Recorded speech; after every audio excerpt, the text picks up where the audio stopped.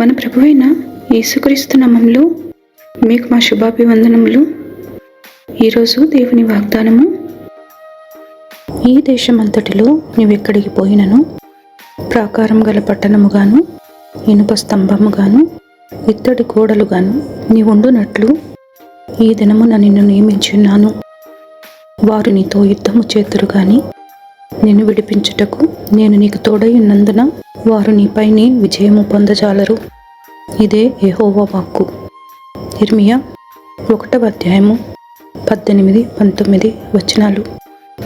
Today I have made you a fortified city, an iron pillar and a bronze wall to stand against the whole land. They will fight against you but will not overcome you, for I am with you and will rescue you, declares the Lord. Jeremiah chapter 1 verses 18 and 19. ప్రార్థన. ప్రేమగల తండ్రి, కృపగల దేవా, మీ ఘనమైన నామమునకు వందనాలు.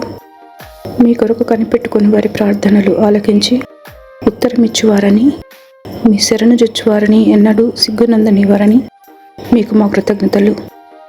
ఈ దినమంతటిలో ప్రతి విధమైన కీడు నుండి మమ్మల్ని తప్పించి నడుపుమని యేసు నామములో వేడుచున్నాము తండ్రి. ఆమెన్.